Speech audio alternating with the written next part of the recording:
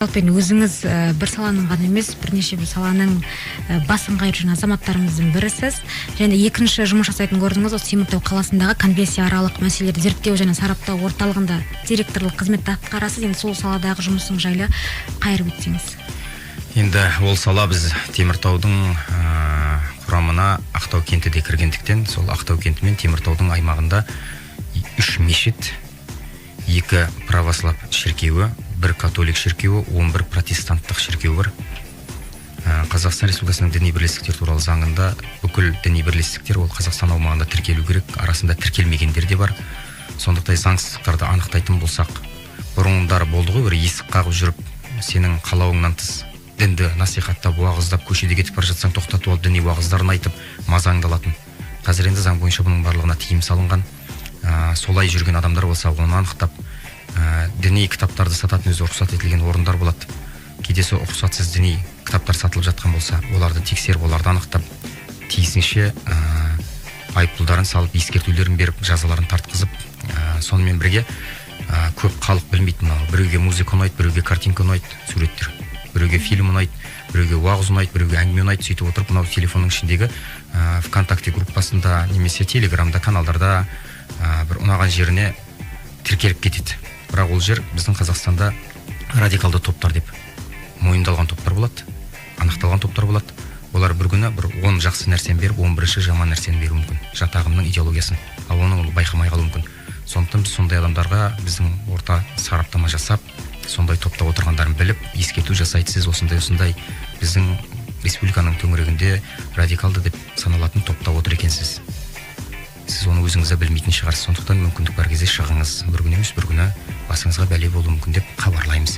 Жатағымға кіріп кеткен бауырларымызға қолдан келгенше жатағымда жүргенін түсіндіреміз. Қазақи құндылықтарды ұрыспай, айқайламай әкеп түсіндіреміз.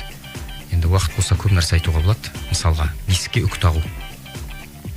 Енді бір кісілер бар, ширк, Аллаға серік қосу, бесігіндегі үкіні алып таста, бұл тірі кезінде өзін бір 6 грамм қорғасынан қорғай алмаған үкі енді бесіктегі балаңды соның қауырсыны қорғайды дейсің ба, сен осы арқылы күпірлікке кіріп жатсың, діннен шығып жатсың деп салы бауырларына тиісіп жататындар болады. Енді біз енді сондай бауырларымызбен асықпай сөйлесіп, бұның сен түбін түсін. Бұл жерде тек Құдайға серік қосуды ғана көріп тұрсың, екінші жағын көр. Өйткені қазақтың барлығы бұрынғыдай ақбоз үйде тұрған жоқ. Кейде жамау үйде тұрды. Сондықтан баласына жел тиіп тұрма, тимей тұрма, мынау үкінің қозғалуынан, қауырсыннан білу үшін іліп қойған. Және үкінің тірі кезіндегі қоректенетіні ол бақа, шаян, жылан, құрт құмырсқа. Ал енді бесікке соны іліп қойса, үкінің иісіне ол шаян, құрт құмырсқалар жоламайды. Сондықтан мынау хадиске амал қылып, бірінші әрекет қыл, сосын тәуекел қыл деген. Адамзаттың асылы пайғамбарымыз Мұхаммедтің, оған Алланың игілігімен разылығы болсын, хадисі бар. Яғни анасы баласын шаян, құрт құмырсқадан сақтау үшін бірінші әрекетін қылды, сосын тәуекелін қылып, ар жағына ата-енесіне, күйеуіне, бала-шағасына қызметін жасап жүр. Бұл сол үшін тұрған нәрсе деп, сосын жет-желпек таратуды, талға шүберек байлауды, үйге кәріжілік қыстырып қоюды.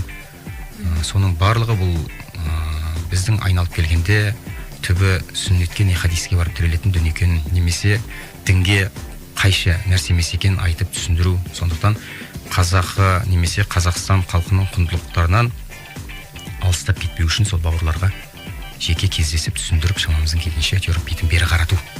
Енді айта берсек көп, бірақ енді шет жағасын қысқа нұсқа таныстырып айтып жатқан.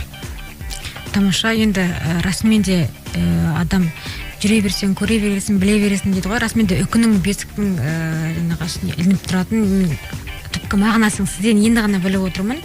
Енді жалпы бұның